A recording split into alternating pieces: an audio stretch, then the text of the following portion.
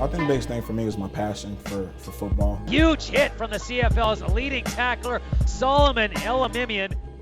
The love I had for the game was, something that would not allow me to. Great tackle by Elimimian, who drops Cackard. Let the opportunity go to waste.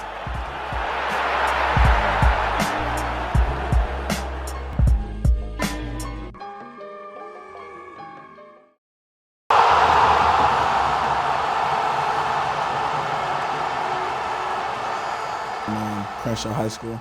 Went to Crenshaw High School out of Los Angeles, California, and it was really good for sports. I love playing sports, basketball and football, and I think that school really helped me to, focus on football, and that's kind of where it all started for me, understanding my goal, my vision, and obviously there's different things that you have to deal with growing up in inner city Los Angeles, crime, drugs, gangs. 3 of my closest friends are felons, and not that they're bad people, they just made bad choices. And that's how, unforgiving a lot of times the inner city is. We're kids at that point in life, make some bad choices as kids. Many of my friends didn't have fathers at home, and I did. And that was a big reason why I am the way I am, because I had a father that cared, mother that was loving, and brothers and sisters, and so I've been blessed to have a great family. Remember just loving, just hitting people and just feeling like, it's the greatest thing to hit somebody and not get in trouble for it as a kid. And, to be quite honest, it came natural for me. Solly was always a bigger guy out the whole house. I think that really he saw that we did really well. I have another brother, Jacob, who also played football, so Solly just got along with the path.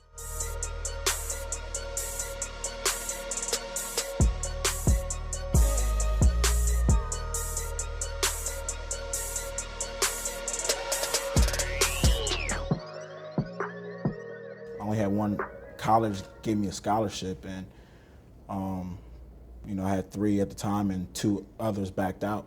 And Hawaii was the only scholarship I had left. You have another kid getting picked over you because they might be an inch taller or might weigh 10 or 15 pounds, but on the film you're a better player. So at the time it was very frustrating, but it drove me. It just gave me motivation to prove these colleges wrong.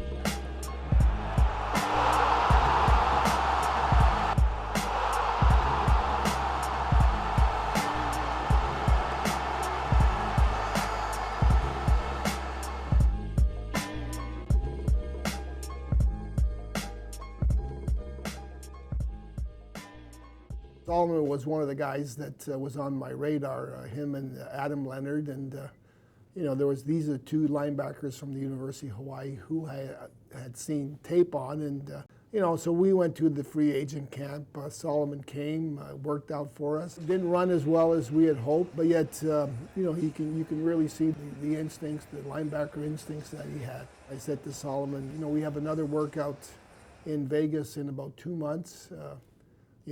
Get yourself up to Vegas, run a certain time for me, and I'll sign you. It was one of the situations where you just want an opportunity.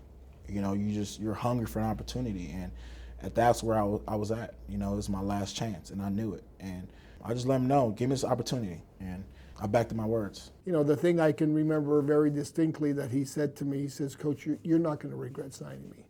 And obviously, he was true to his word. Came to BC Lions, I was 4th on depth chart. And obviously I was worried because, if you know anything about politics, when you're 4th on depth chart, that's kind of how they view you. You can look at it 2 ways. You can look at it as discouragement, or you can look at it as encouragement and motivation, and that's what I did.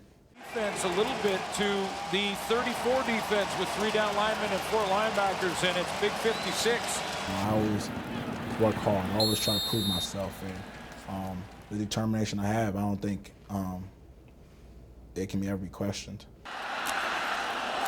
Cuts back inside, big hit.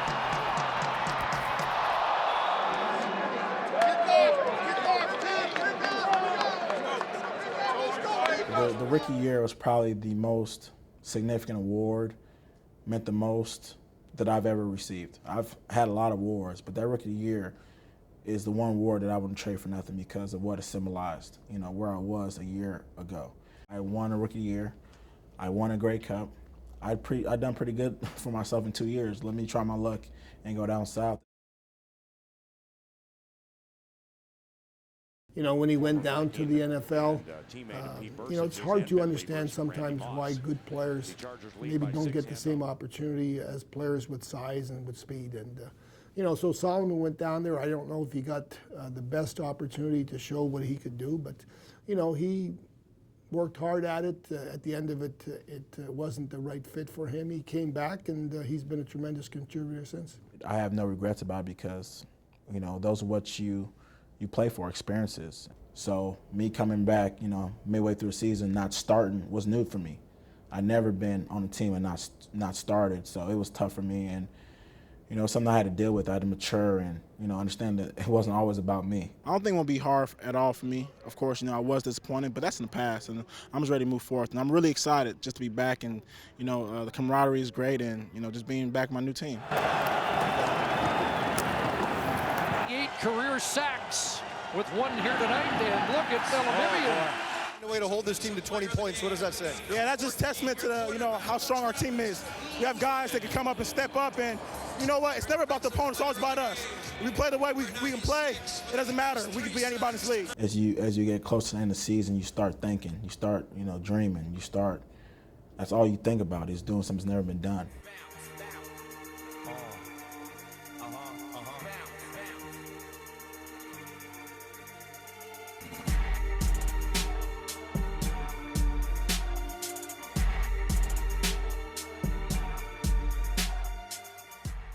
I just remember just being anxious and having so many emotions. And, you know, when they finally said, call my name up to stage, it was probably one of the best feelings I've ever felt. So I had in my mindset that my goal every time I go in the weight room, when I want to, you know, work out, is to be the best. And that's why I have the passion that I play with, because of my father. So I can thank my dad, who's not here, for, you know, setting a great example for me and my family. And once again, thanks again.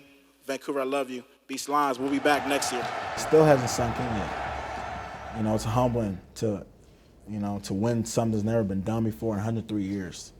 I think about that, and I definitely will not appreciate, you know, that award until I'm done playing football. Bring my mom and my sister and my family to the awards show.